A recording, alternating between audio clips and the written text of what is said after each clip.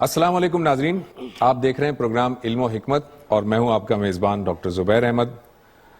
ہم یہ دیکھتے ہیں ناظرین کہ دنیا میں انسان جو آیا ہے وہ اس آزمائش کے لیے آیا ہے جو کہ اللہ تعالیٰ کی طرف سے اسے دی گئی ہے، اور اس آزمائش میں جب وہ پورا اترے گا تو اللہ تعالیٰ اسے جنت کا تمغہ عطا کرے گا۔ ہم یہ بھی دیکھتے ہیں کہ انسان کو جو بنیادی عقائد دیے گئے ان میں توحید ہے، رسالت ہے، آخرت ہے، ان پر ایمان لانا اسے ضروری ہے، لیکن جب حقوق اور فرائض کی بات آتی ہے تو اللہ تعالیٰ بندوں میں جو حقوق بتاتا ہے لوگوں کو، وہ سب سے پہلے والدین کے حقوق کی بات کرتا ہے۔ یعنی میرا ایک تو یہ ہے کہ اللہ تعالیٰ کے حقوق ہیں، لیکن جب بندوں کے ساتھ مجھے معاملہ کرنا ہے تو جو سب سے پہلا حق ہے وہ میرے والدین کا ہے۔ آج ہم گفتگو کریں گے کہ والدین کے حقوق و فرائض کیا ہیں، یعنی نہ صرف یہ کہ والدین کے حقوق کیا ہیں بلکہ ان کے فرائض اولاد کی جانب کیا ہیں وہ بھی بات کریں گے۔ میرے ساتھ تشریف رکھتے ہیں جناب جاوید احمد غامدی صاحب۔ السلام علیکم جاوید صاحب۔ وعلیکم السلام۔ جاوید صاحب، قرآن مجید اللہ تعالیٰ کے بعد جو سب سے پہلے انسانوں میں جو بات کرتا ہے، انسانوں کے مابین جو سلوک کی، رویے کی بات کرتا ہے، والدین کے ساتھ بہتر سلوک کی بات کرتا ہے، اس کی وجہ کیا ہے، اس کی حکمت کیا ہے؟ اس کی بہت بڑی وجہ یہ ہے کہ والدین کے حقوق ادا کرنے کا جب وقت آتا ہے تو اصل میں ہم اپنے حقوق و فرائض میں مشغول ہو چکے ہوتے ہیں۔ دیکھیے نا، ایک بچے کی پیدائش ہوئی، جب بچے کی پیدائش ہوئی تو اس وقت تو والدین کے اوپر منحصر ہوتا ہے۔ والدین اس کو جنم دیتے، پالتے، اس کی تربیت کرتے، اس کی تعلیم کا بندوبست کرتے۔ آپ جانتے ہیں کہ ماں کس طریقے سے پیٹ میں رکھتی ہے، کس مشکل سے جنم دیتی ہے، اس کے بعد پھر راتوں کو جاگ کر کس طرح سے اس کا خیال رکھتی ہے۔ بچے کی کبھی آپ پچھلے 3-4 سال کی بھی جس میں ماں نے اس کو پالا ہوتا ہے کبھی تصویر کشی کریں تو یہ حقیقت ہے کہ جتنی مشقت وہ اٹھاتی ہے، جس طریقے سے یہ معاملات کرتی ہے، آپ اندازہ نہیں کر سکتے۔ قرآن مجید نے بھی یہ تصویر ایک جگہ کھینچی ہے اور یہ بتایا کہ کیسے تکلیف پر تکلیف اٹھا کر، مشقت پر مشقت اٹھا کر وہ تمہیں پالتی ہے، کیسے تمہاری پرورش کرتی ہے۔ اب یہ معاملہ وہ تو کر ڈالتے ہیں، فطری ارج سے کر ڈالتے ہیں۔ عام طور پر کم ہی ایسا ہوتا ہے کہ والدین اس میں کوتاہی کریں، وہ کر ڈالتے ہیں۔ جس وقت اب ہمارے ان کے معاملات کو دیکھنے کا وقت آتا ہے، یعنی جب بچہ جوان ہو جاتا ہے، ہم جوان ہو جاتے ہیں، جوان ہوتے ہیں تو ہمارے سامنے ایک پوری زندگی پڑی ہوتی ہے۔ اچھا، اس میں کیا ہوتا ہے؟ ہمیں اپنی معاش کی فکر کرنی ہے، اپنے کیریئر کی طرف جانا ہے، کہیں تعلیم پانے کے لیے باہر جانا ہے، کاروبار کے نئے نئے مواقع تلاش کرنے ہیں، کہیں ملازمت کرنے کے لیے نکلنا ہے۔ تو ایک بڑی امنگ ہوتی ہے آدمی کے اندر آگے بڑھنے کی، جس میں اگر آپ دیکھیں تو ایک خاص طرح کی نرگسیت سی پیدا ہو جاتی ہے، یعنی آدمی اپنے سوا پھر کسی طرف نگاہ اٹھا کے نہیں دیکھتا۔ اچھا، ذرا اور آگے بڑھتے ہیں تو محبت کے جذبات پیدا ہو جاتے ہیں، وہ بھی خدا کے رکھے ہوئے ہیں۔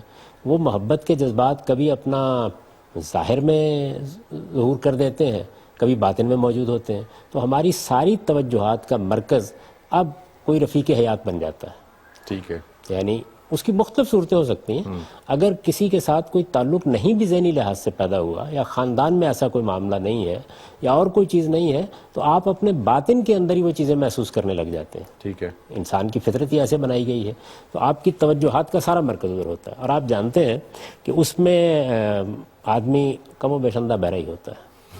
یعنی جوانی کا زمانہ ہے، شباب کا دور ہے، سوائے محبوب کے کوئی اور نظر ہی نہیں آ رہا ہوتا، اس میں نہ ادھر دیکھتا ہے نہ ادھر دیکھتا ہے۔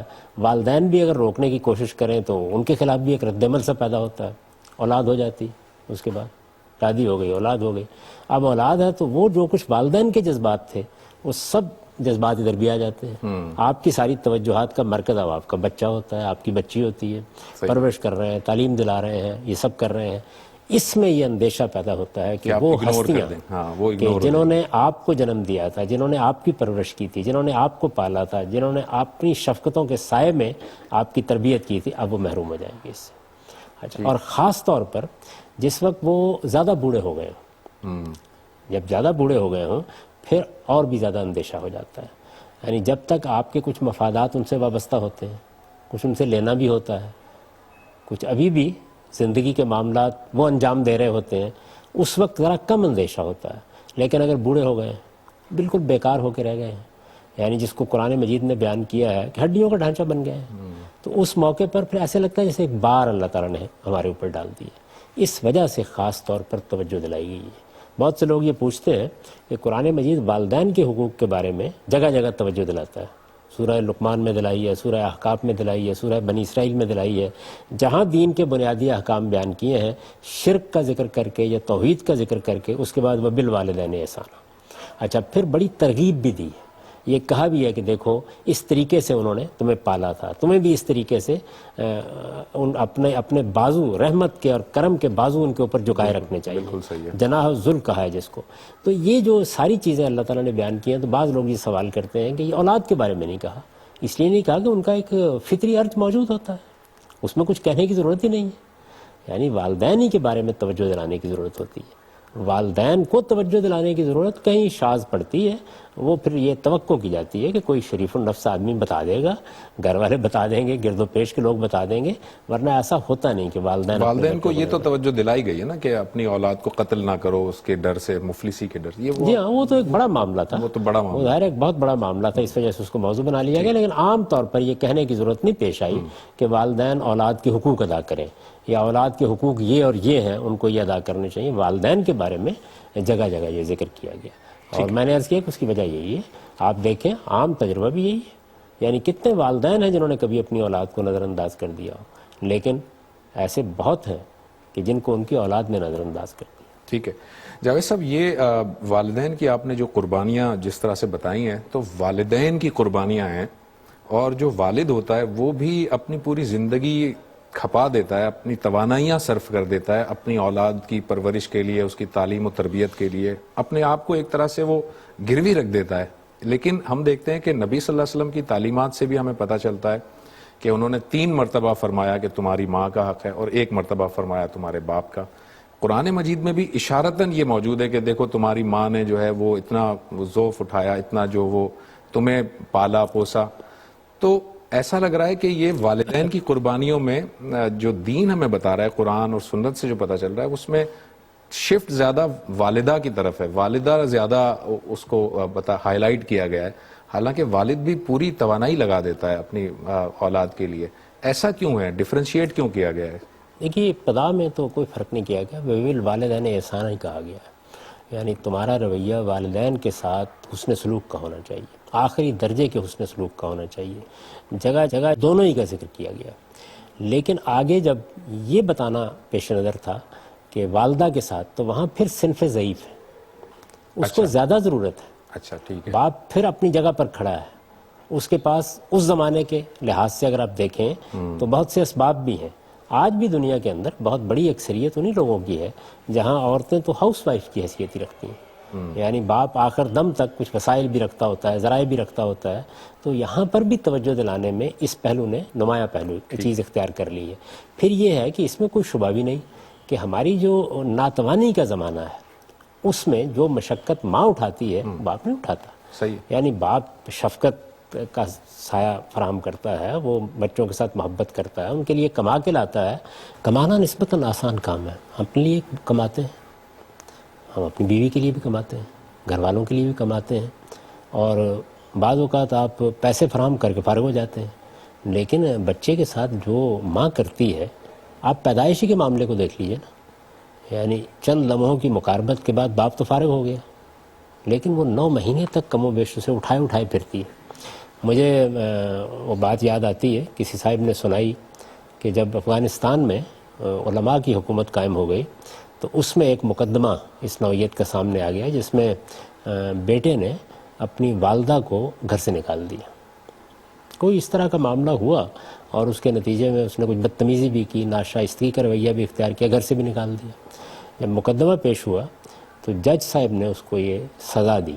جب مقدمہ سنا، معلوم ہو گیا کہ واقعی اس کا جرم ہے، تو انہوں نے کہا کہ اس کے پیٹ کے اوپر ایک پانی کا گھڑا باندھ دیا جائے اور اسے کہا جائے کہ یہ 9 مہینے تک اس کو باندھے رہے گا. اگر یہ محض لطیفہ بھی ہے تو تب بھی بہرحال ایک بڑی حقیقت کو واضح کرتا ہے. صحیح. یعنی یہ بتانا اس سے مقصود ہے کہ ماں کے لیے یہ کتنی غیر معمولی مشقت ہوتی ہے. آپ جانتے ہیں اس بات کو کہ جس وقت کوئی بچے کو جنم دیتی ہے تو اس وقت موت و حیات کی کشمکش سے گزرتی ہے. صحیح بات. یعنی وہ کوئی آسان معاملہ نہیں ہوتا، وہ اس سے گزرتی ہے اور پورے شوق سے گزرتی ہے. بڑی رغبت سے گزرتی ہے. اچھا، اس کو جب بچہ دیا جاتا ہے تو وہ اپنی ساری تکلیفیں بول کر اس کو اپنے سینے سے چمٹا لیتی ہے. پھر رات کو، دن کو، بیماری میں، تکلیف میں، یعنی آپ اسی سے اندازہ کریں کہ وہ سوتی نہیں ہے حقیقی معنوں میں کئی برس تک، اس لیے کہ اس کو یہ اندیشہ ہوتا ہے کہ کہیں بچے پر میرا بازو نہ آ جائے، کہیں ایسا نہ ہو کہ سوتے میں کوئی تکلیف اس کو پہنچ جائے.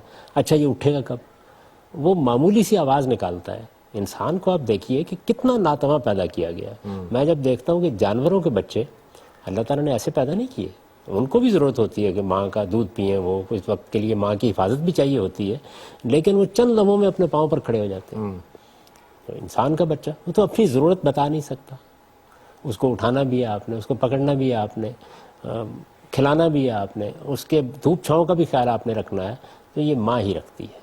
اور پھر اس کے بعد صرف یہی نہیں ہے کہ 3 سال 4 سال کا بچہ ہو گیا، حقیقت میں تو ماں اپنی ساری شخصیت صرف کر دیتی. اب اس کی تعلیم، اس کی تربیت، جیسے جیسے زمانے میں تبدیلیاں آ رہی ہیں، اگر واقعی ماں ذمہ دار ہو تو اس کی ذمہ داریاں بڑھتی جا رہی ہیں. ٹھیک ہے. یعنی قدیم تمدن میں تو یہ تھا کہ چلیے بچہ کچھ تھوڑا سا چلنے پھرنے قابل ہو گیا تو اب کچھ نہ کچھ کر لے گا. اب یہ ہے کہ اس نے کوئی فن سیکھنا ہے، کوئی علم سیکھنا ہے، کسی اسکول میں جانا ہے، اس کو لے جانا ہے، اس کو لانا ہے، اس کے معاملات دیکھنے ہیں، اس کو یہاں لے جانا ہے، وہاں لے جانا ہے. 1000 قسم کے مسائل پیدا ہو جاتے ہیں جن سے گزرنے کے بعد وہ بچہ کچھ افلاطون و ارسطو بنتا ہے. اور اس کے بعد پھر وہ معلوم نہیں کیا کیا کہنا شروع کر دیتا ہے. اس بچے کو توجہ دلائی ہے کہ تمہاری ماں نے یہ کچھ کیا تھا. جاوید صاحب، یہ جو فرمایا گیا افم ولا تنہرہما وقل لہما قولا کریما، اف تک نہ کہو اور اچھے انداز میں گفتگو کرو، والدین کی نافرمانی کیا شرک کی حد تک ہی محدود ہے کہ اگر وہ شرک کی کوئی بات کہیں تو بس تب ان کی بات نہ مانو، اس کے علاوہ وہ ساری چیزیں وہ ہے ان کی نافرمانی کاؤنٹ ہوگی، ہر چیز ماننی ہے ان کی؟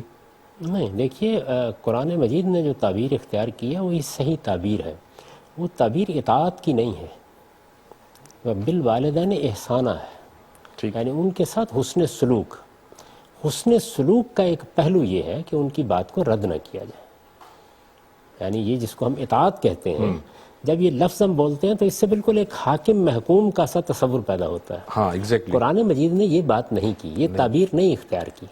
اس نے جو تعبیر اختیار کیا وہ یہ ہے کہ وہ بالوالدین احسانہ، یعنی تمہارا رویہ. اور آپ جانتے ہیں کہ یہاں احساناً یہ مصدر ہے، تاکید کے لیے آیا ہے.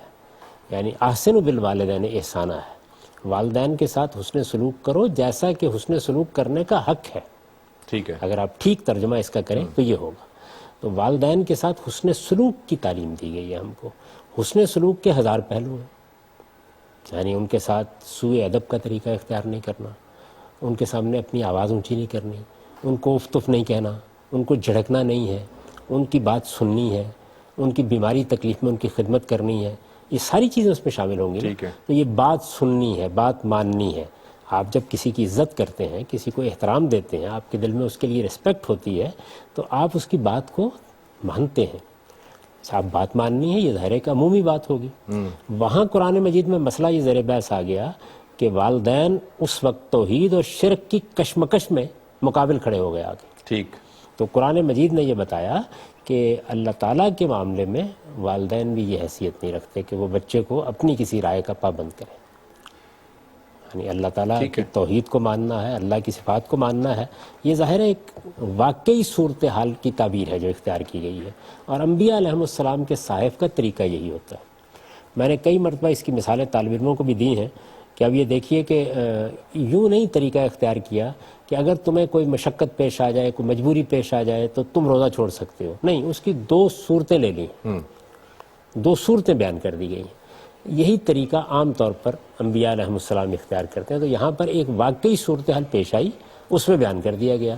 اصولی بات کیا ہے؟ وہ جو رسالت مآب صلی اللہ علیہ وسلم نے فرمائی ہے کہ لا طاعۃ لمخلوق فی معصیۃ الخالق. جب اللہ کی نافرمانی کا کوئی معاملہ ہو تو پھر کسی مخلوق کی بھی اطاعت نہیں کی جاتی، اس کی بات نہیں مانی جاتی.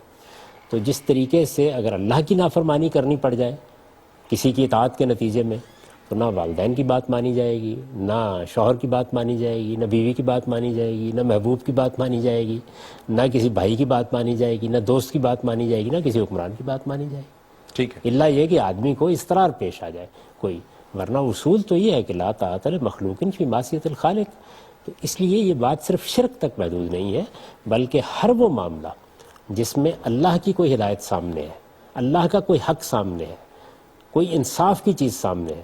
آپ دیکھیں جہاں انصاف کے بارے میں بیان کیا ہے سورہ نساء میں، دو جگہ ہے نا، ایک اجتماعی معاملات کے بارے میں قائم بالقسط ہونے کی تاکید کی ہے، سورہ نساء میں انفرادی معاملات میں اس میں ذکر کر کے یہ کہا کہ خواہ وہ اپنی ذات کے خلاف ہو، والدین کے خلاف ہو، اعزاء و اقربا کے خلاف ہو، اس میں یہ بتا دیا گیا کہ اللہ ہی اس کا حق ہے کہ آپ اس کے ساتھ اپنا معاملہ کریں. تو ہمیں حق کی شہادت دینی ہے. ہمارا ایمان تقاضا کرتا ہے کہ ہم اچھا عمل کریں اور قائم بالقسط رہیں. ٹھیک ہے. یا ایھا الذین آمنوا کونوا قوامین للہ شہداء بالقسط. ظاہر ہے یہ معمولی درجے کی ذمہ داری نہیں ہے. اس میں بعض اوقات والدین بالکل ناانصافی پر کھڑے ہوتے ہیں، اس وقت ان سے شائستہ معذرت کرنی چاہیے. اس طرح کے معاملات میں ان کی بات نہیں مانی جائے گی. ان کی بات جب کہ وہ اللہ کے کسی حکم کے خلاف نہ ہو، کسی حق کے خلاف نہ ہو، اس سے کوئی باطل آپ اختیار نہ کر رہے ہوں، اس میں خالق کی کوئی معصیت لازم نہ آتی ہو، وہاں ان کی بات ماننی چاہیے. یہی عزت کا تقاضا ہے، یہی احترام کا تقاضا ہے. آپ نے یہ فرما دیا وضاحت کے ساتھ کہ معصیت کی باتیں الگ ہیں، لیکن آج کے دور میں ذرا میں پریکٹیکل کچھ کویسچنز لے لیتا ہوں. ایک ٹرم یوز کی جاتی ہے جاوید صاحب جسے ہم کہتے ہیں جنریشن گیپ. والدین زیادہ پڑھے لکھے نہیں ہیں، لیکن انہوں نے اپنی اولاد کو پڑھا دیا، وہ پڑھ لکھ کر ہو گئے، وہ کوالیفائڈ ہو گئے. یا تو وہ پڑھے لکھے نہیں ہیں، یا ایسا ہے کہ وہ روایت پسند لوگ ہیں. اب یہ جو بچہ ہے یہ جوان ہوا، اس نے دنیا دیکھی، یہ کچھ اور طرح کی اس کی عادتیں ہیں. وہ عادتیں معصیت کے زمرے میں نہیں آتی. میں مثال کے طور پر چند ایک بات بتا دیتا ہوں. ایک لڑکا ہے، وہ بڑے بال رکھنا چاہتا ہے، وہ کوئی بریسلیٹ پہننا چاہتا ہے، ہاتھ میں کڑا پہننا چاہتا ہے. اس طرح کی کچھ چیزیں ہوتی ہیں. اب کیا ہوتا ہے کہ وہ ایک گیپ سا کریٹ ہو جاتا ہے، جنریشن گیپ آ جاتا ہے. اب والدین ناراض ہو جاتے ہیں، سخت ناراض ہوتے ہیں، اور وہ بچہ کہتا ہے کہ جی دین نے تو اسے مجھے منع نہیں کیا، اور آپ کو تو پتہ کچھ نہیں ہے، آپ تو جانتے نہیں ہیں. اب یہ جو سچویشن آتی ہے، ایسی سچویشن میں کیا ہونا چاہیے؟ والدین کا فرض کیا ہے کہ وہ کس طرح سے اس معاملے کو ہینڈل کریں، اولاد کیسے ہینڈل کرے؟ کیونکہ ایک حدیث ہے جس کی روشنی میں آپ نے فرمایا کہ والد کی خوشی اللہ کی خوشی ہے اور والد کی ناراضگی اللہ کی ناراضگی ہے. تو اس کے ذرا تناظر میں بتائیے گا. دیکھیے بات یہ ہے کہ جب ایسی صورت پیش آ جاتی ہے، یعنی وہی بچہ ہوتا ہے، ہمارے یہاں پیدا ہوا، ماں نے اس کو جنم دیا، اس کی آغوش میں اس نے تربیت پائی، وہ اس کے اوپر بڑا اعتماد بھی رکھتی ہے، اس نے اس کو سینے سے چمٹا کے رکھا ہوتا ہے. وہ پھر شعور کی عمر کو پہنچ جانے کے بعد اپنی خواہشات، اپنی آراء بیان کرنا شروع کر دیتا ہے. اس تبدیلی کو، جو ظاہر ہے کہ ایک بڑی تبدیلی ہے، ہر انسان میں آتی ہے، والدین کو بھی ملحوظ رکھنا چاہیے. یعنی انہیں جاننا چاہیے کہ ایک زندہ و بیدار شخصیت اب پیدا ہو گئی، اس نے سوچنا شروع کر دیا ہے، اس کی اب اپنی آراء ہیں. تو ہمیں بھی اس کے معاملے میں بہت وسعت کا رویہ اختیار کرنا چاہیے. دیکھیے ایک وہ چیزیں ہیں جس طرح کہ ہم نے پہلے کہا کہ شرک ہے، معصیت ہے، گناہ کے کام ہیں، ان میں تو والدین کو روکنا ہی ہے. وہ تو صحیح ہے. اسی طرح سے بچہ پڑھنے کے لیے تیار نہیں ہے، اسکول جانے کے لیے تیار نہیں ہے، تو یہاں پر تو اس کی بات نہیں مانی جائے گی. یعنی اس کو سمجھایا جائے گا، اس کو بتایا جائے گا اور کہا جائے گا کہ آپ جائیں، یہ آپ کے مستقبل کے لیے بہتر ہے. اور آپ جانتے ہیں کہ مائیں کس طریقے سے بستر سے اٹھا کے بھیجتی ہیں بچوں کو. جیسے جیسے بڑا ہوتا ہے بچہ تو کچھ سرکشی بھی آ جاتی ہے. تو والدین کو یہ بتانا چاہیے کہ یہ تبدیلیاں آنی ہیں، اور خاص طور پر ٹین ایجرز میں، یعنی وہ جو عمر آ جاتی ہے برس 15 یا کہ 16 کا سن، اس میں مسائل اور بڑھ جاتے ہیں. تو اس میں خاص طور پر بڑی احتیاط کا تقاضا ہوتا ہے تاکہ بچے میں سرکشی پیدا نہ ہو جائے. آپ چھوٹی چیزوں کو نظر انداز کریں، یہ دیکھیں کہ کون سی چیزیں ایسی ہیں کہ جو واقعی معصیت کی چیزیں ہیں، خرابی کی چیزیں ہیں، اس کی تربیت سے متعلق ہیں، کون سی چیزیں جن کو گوارا کیا جا سکتا ہے، کون سی چیزیں جن کے بارے میں معلوم ہے کہ ایک شوق ہے 2-4 دن میں 10 دن میں پورا ہو جائے گا، تو اس سے صرف نظر کر لیا جائے. کہاں اعراض کرنا ہے، ذرا منہ موڑ کے گزر جانا ہے، کہاں تھوڑا تعاقب کرنا ہے. یہ والدین کو بھی یہ حکمت سیکھنی چاہیے. یعنی یہ جو والدین بن کے جینا، اس کی بھی تربیت ہونی چاہیے. ہمارے ہاں وہی جنریشن گیپ آ جاتا ہے نا بیچ میں. یہ بڑی فطری بات ہے. اور یہ دیکھیے آج کل ذرا زیادہ آ جاتا ہے، یہ پہلے بھی آتا تھا، ایسے ہی آتا ہے. یعنی جب سے دنیا بنی ہے تھوڑا فرق پیدا ہوتا ہے. پہلے بھی آتا تھا، لیکن آج کے جو والدین ہیں وہ ہمیشہ یہ کہتے ہیں ہم تو ایسے نہیں تھے، ہم تو اپنے والدین. اور جبکہ وہ جب اولاد ہوتے ہیں تو ان کا بھی کچھ نہ کچھ گیپ تو رہا ہی ہوتا ہے، ہر ایک کا یہ لاجیکل بہت ہوتا ہے. ایک صاحب میرے عزیز دوستوں میں سے ہیں، وہ اپنے بچے کے بارے میں بیان کر رہے تھے کہ یہ دیکھیے ایسی سرکشی اختیار کر لی، یہ کر لیا، وہ کر لیا. تو جب وہ بات بیان کر چکے تو میں نے کہا اچھا چائے پیجئے. تھوڑا چائے کا انہوں نے جب ایک دو گھونٹ لی تو میں نے پوچھا کہ یہ آپ اپنے ذرا بچپن کو یاد کیجئے، آپ کا اپنے والد کے ساتھ کیا رویہ تھا؟ تو کہنے لگے کہ سرکشی تو میں بھی ایسے ہی کرتا تھا، میں نے بھی کبھی کوئی بات مان کر نہیں دی. تو انسان کو یہ بھول جاتا ہے کہ اس نے کیا رویہ اختیار کیا تھا. اس وجہ سے والدین کو اس صورتحال کو حکمت سے دیکھنا چاہیے، ٹھیک ہے، اور حکمتی سے معاملات کرنے چاہیے. یعنی آپ تشدد کر اچھا پھر اس میں بڑا تعلق اس سے ہوتا ہے کہ آپ کا تمدن کیا ہے، آپ کہاں رہ رہے ہیں، آپ کا زمانہ کیا ہے، اس میں گرد و پیش کا ماحول کیا ہے. مثلا میں نے دیہات کی زندگی دیکھی ہے، وہیں آنکھ کھولی ہے. مجھے یہ معلوم ہے کہ اس دیہاتی ماحول میں جو گرد و پیش میں آپ کے لوگ ہوتے تھے ان کا بڑا گہرا اثر ہوتا تھا. میں نے کئی مرتبہ یہ واقعہ سنایا ہے کہ میری بڑی بہن اپنے گھر سے نکلی گاؤں میں، یہ میں دیہات کی بات بتا رہا ہوں، گھر سے نکلی اور ایک دوسری برادری کے بزرگ جا رہے تھے اور اس کے سر کے اوپر بچی تھی، ابھی کوئی آپ سمجھے 10-12 سال کی بچی ہوگی، اس کے سر پہ دوپٹہ نہیں تھا. تو انہوں نے تھپڑ مار دیا اس کو. اب یہ دیکھیے نا، ایک معاشرے کے اندر جس میں اس طرح دو الگ الگ برادریاں ہیں، یعنی ایسا بھی نہیں ہے کہ وہ کوئی چچا تھے یا ماموں تھے، دوسری برادری کے بزرگ تھے، مسجد سے آ رہے تھے، گلی میں سے گزر رہے تھے. میری والدہ دروازے میں کھڑی تھی، انہوں نے کہا کہ ایک تھپڑ اور اس کو ماریے. اب یہ دیکھیے ایک معاشرت وہ تھی، آج ذرا یہ کام آپ کر کے دیکھیں. تو گرد و پیش کا ماحول کیا ہے، سوسائٹی کہاں پہ کھڑی ہے. کیا آپ اگر تھوڑی سختی کریں گے تو معاشرہ بھی آپ کا ساتھ دے گا؟ شاید نہیں دے گا. آج کے زمانے میں ہم ہو بھی بہت اکیلے گئے ہیں. آپ دیکھیں جدید شہروں میں ہر آدمی اپنی ایک دنیا میں رہ رہا ہے. یعنی وہ جو دیہاتی معاشرت تھی یا قبائلی معاشرت تھی یا برادری کی ایک معاشرت تھی، اس میں بہت سے بزرگ ہوتے تھے جو مل کر یہ سارے کام کرتے تھے. تو اس وجہ سے اس میں اور بھی زیادہ احتیاط کی ضرورت ہے، اور یہ کرنی چاہیے کہ آپ حکمت سے معاملات کریں. اس تقسیم کر لیں کون سی چیزیں ہیں جو برداشت نہیں کرنی، کون سی چیزیں ہیں جن کے معاملے میں نصیحت کا طریقہ اختیار کرنا ہے لیکن زیادہ زور نہیں دینا، کون سی چیزیں ہیں کہ جن کے بارے میں بس نصیحت کر دینی ہے ہلکے پھلکے انداز میں، کون سی چیزیں ہیں کہ جن کو صرف نظر کر لینا ہے، وقت دے دینا ہے. یہ ذرا اندازہ کر لینا چاہیے. اور اس میں جو والدین کے اندر بھی ایک انا پیدا ہو جاتی ہے، میری بات کیوں نہیں مانی، اور اس میں خاص طور پر یہ میں نے تمہیں پالا، میں نے یہ کیا، میں نے وہ کیا، اس طرح کے احسانات جتانے کا رویہ یہ بجائے خود والدین کے شایان نشان بھی نہیں ہوتا. تو انہیں بھی اپنی تربیت کرنی چاہیے. ایک پہلو یہ ہے. دوسرا یہ ہے کہ بچوں کو بہرحال اسکول میں بھی یہ بتانا چاہیے، گرد و پیش کے ماحول کو بھی یہ بتانا چاہیے کہ والدین کون ہیں، ان کی کیا حیثیت ہے، کہ وہ بھی ان کی خوشی کا خیال رکھیں. جیسے آپ نے بتایا کہ رسالت میں آپ صلی اللہ علیہ وسلم نے بھی یہی کہا، جب ہم اپنے بزرگوں کو خوش کرتے ہیں تو اللہ خوش ہوتا ہے، جب ان کو ناراض کرتے ہیں تو اللہ بھی ناراض ہوتا ہے. اس لیے کہ جب اللہ پروردگار عالم اپنے بعد سب سے بڑا حق ان کا بیان کر رہا ہے تو ہمیں بھی اس حیثیت کو سمجھنا اور اس کو ماننا چاہیے. اچھا اس میں بچے یہ دیکھیں کہ وہ کیا چیزیں ہیں کہ جو ان کے خیال میں بہت ناگزیر ہیں. اگر والدین ان پہ کوئی اعتراض کر رہے ہیں تو چلیے آپ نے ان کی بات نہیں مانی تو یہ بھی ایک محل ہو سکتا ہے، اس میں والدین کو سمجھایا جا سکتا ہے. لیکن جیسے آپ نے مثالیں دی، ذرا حجامت وقت پہ کرا لیا کرو، ذرا کچھ بہتر انسانوں کی طرح رہا کرو، تو آپ بھی ان کی خوشنودی کا خیال کر کے یہ بات مان لیں. یعنی اس میں منطق جھاڑنا، بحث کرنے کے لیے تیار ہو جانا، حقوق کا فلسفہ بیان کرنا، یہ ساری چیزیں جو ہیں ان میں بچوں کی بھی تربیت کرنی چاہیے، وہ بھی اس کا خیال رکھیں. اور اگر فرض کر لیجئے بچے کسی موقع پہ ایسا نہیں کرتے تو والدین بھی جس طرح میں نے عرض کیا ہے کہ یہ دیکھ لیں کہ کیا معاملہ فی الواقع ایسا ہے کہ جس میں سختی برتنے کی ضرورت ہے. ہر معاملہ ایسا نہیں ہوتا کہ اس میں سختی برتی جائے. یہ توازن ہم اجتہادی طور پر قائم کرتے رہتے ہیں، کبھی سختی بھی کرتے ہیں، کبھی نرمی بھی کرتے ہیں. یہ سختی اور نرمی جو ہے ان دونوں کے باہم آمیزشی سے اچھی تربیت ہوتی ہے. ٹھیک ہے جاوید صاحب، یہ ایک روایت ہے کہ ایک صحابی آئے، انہوں نے جہاد میں جانے کی اجازت مانگی، تو آپ نے فرمایا کیا تمہارے والدین اکیلے ہیں، بوڑھے ہیں، ایسا ہے تو پہلے جا کر ان کی خدمت کرو، جہاد پہ آنے سے منع فرما دیا آپ نے.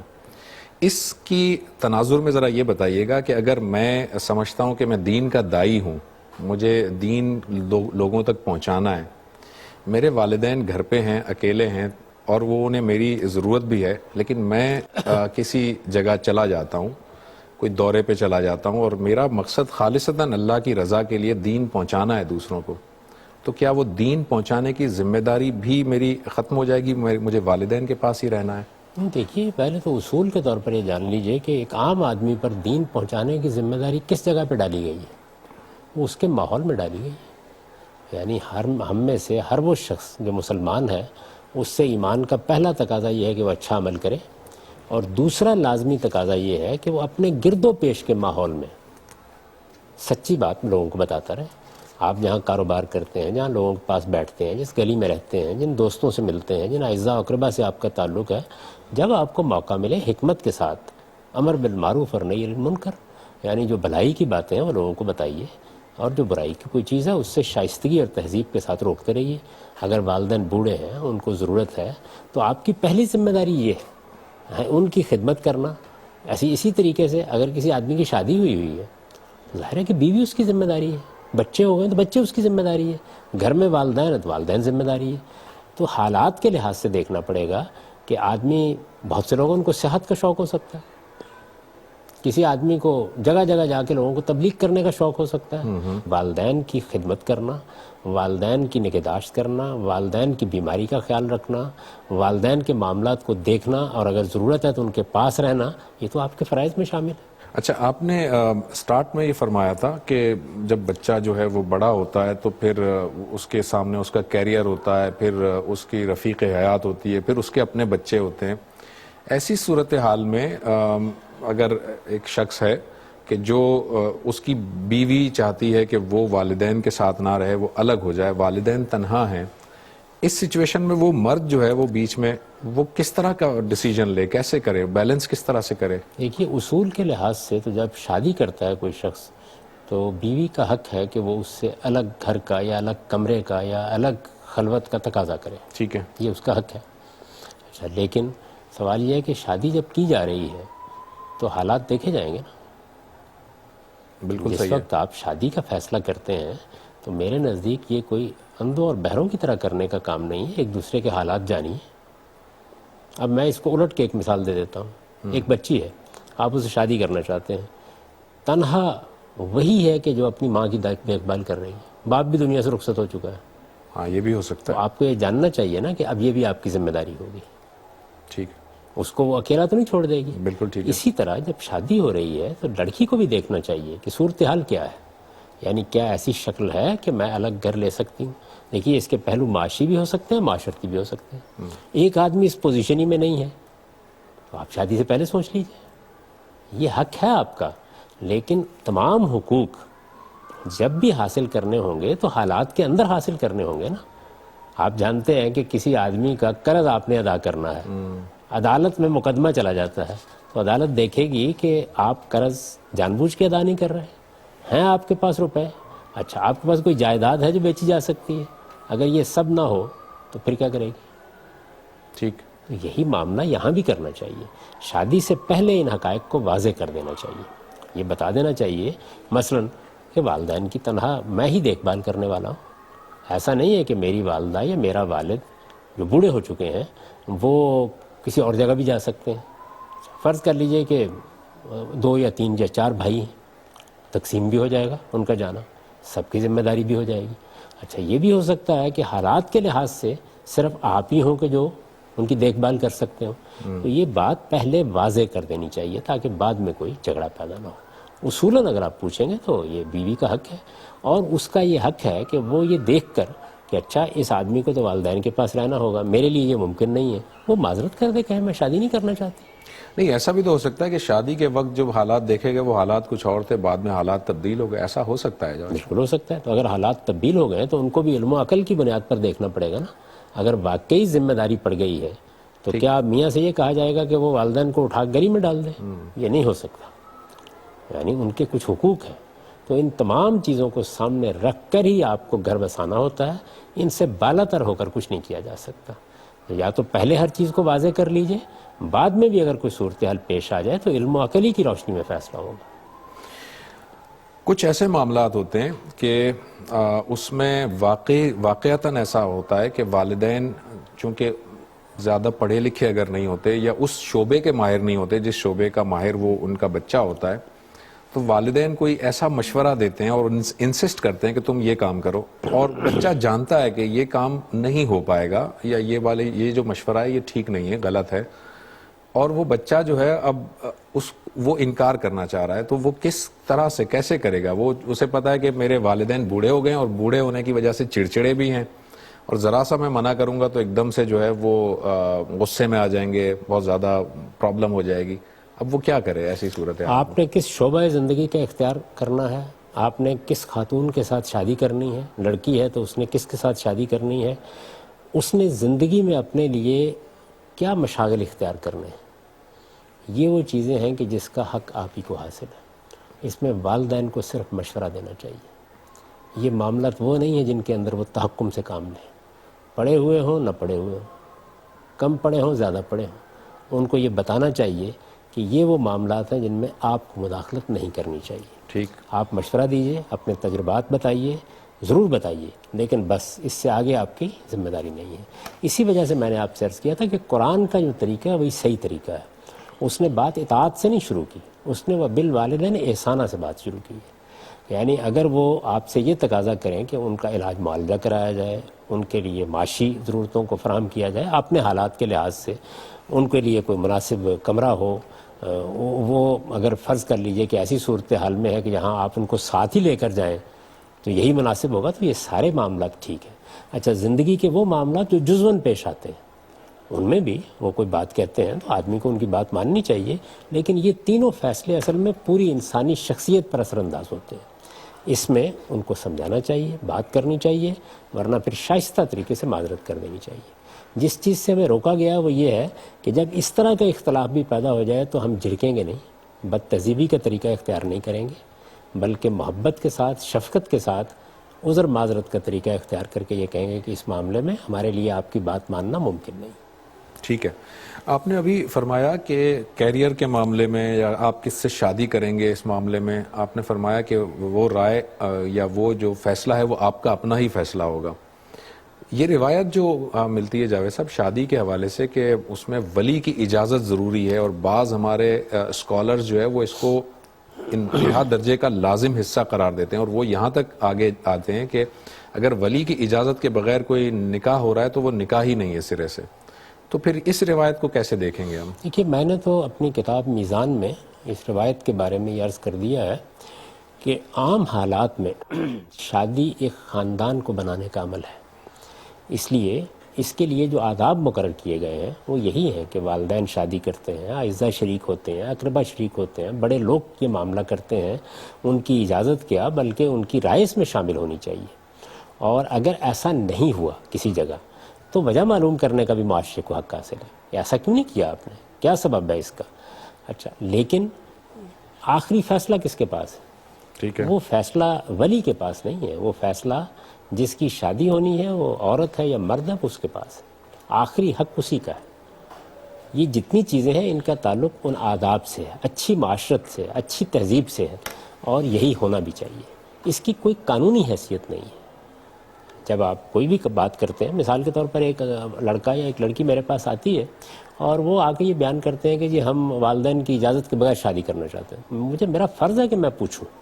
اگر میں عدالت میں ہوں تب بھی پوچھوں، معاشرے میں میری کوئی حیثیت ہے تب بھی پوچھوں کہ کیا وجہ ہے اس کی، کیا سبب ہے، یعنی والدین کو کیوں چھوڑ کے آپ شادی کر رہے ہیں.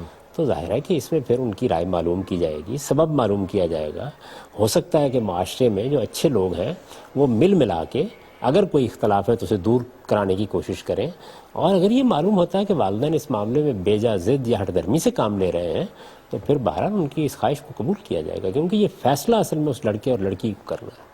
اس طرح کے معاملات میں جو روایتوں میں بات بیان ہوتی ہے ان کو ایسی اطلاقی شکل کبھی نہیں دینی چاہیے جو خدا نے قرآن مجید میں نہیں دی. ٹھیک ہے. ان میں در حقیقت ایک چیز ایک خاص پس منظر میں کہی جا رہی ہے. تو جب کہا گیا کہ لا نکاح الا بولی، تو اس کا مطلب یہ ہے کہ یہ کوئی طریقہ نہیں ہے کہ آپ اس طریقے سے نکاح کریں، یہ کوئی موضوع بات نہیں ہے. ٹھیک ٹھیک. تو ظاہر ہے موضوعیت یہ بھی بسا اوقات زیر بحث ہوتی ہے. کسی چیز کا اچھا پہلو یہ زیر بحث ہوتا ہے، اس کو اسی جگہ رکھنا چاہیے. نکاح ایک مرد و عورت کے درمیان اعلان ہے کہ ہم میاں بیوی ہوں گے، تو یہ حق آپ ہی کا ہے. آپ کو یہ حق استعمال کرنا ہے، لیکن سلیقے کے ساتھ، تہذیب کے ساتھ. یعنی ہماری جو معاشرت ہے یا ہماری تہذیبی اقدار ہیں ان کا لحاظ کرتے ہوئے یہ کام کرنا چاہیے۔ اچھا، ایک بات جاوید صاحب ذرا یہ بتائیے گا، یہ اولاد کے حوالے، یعنی جو بچے ہیں، فرض کر لیں کہ 2 بیٹے ہیں 2 بیٹیاں ہیں، ایک بچہ یہ محسوس کرتا ہے، اور کبھی کبھار ایسا ہوتا بھی ہے، یہ بھی دیکھا گیا ہے کہ والدین جو ہے وہ ایک بچے کے ساتھ ان کا رویہ نامناسب ہوتا ہے، دوسروں کے ساتھ کچھ اور طریقے کا ہوتا ہے، ایک کے ساتھ کچھ اور طریقے کا ہوتا ہے، اس پر وہ بار بھی زیادہ ڈال دیتے ہیں، اس سے وہ اس طرح کے مشقت بھی اس سے زیادہ چاہیں گے، اس سے جو ہے وہ اتنا زیادہ اپریشیٹ بھی اسے نہیں کرتے، اور وہ بچپن ہی سے اسے محسوس ہوتا ہے کہ میں اگنور کیا جا رہا ہوں۔ ایسی صورتحال میں اب وہ بچہ کیا کرے؟ وہ بچہ اپنے والدین کے ساتھ کس طرح کا معاملہ کرے، یا اسے کیا کرنا چاہیے؟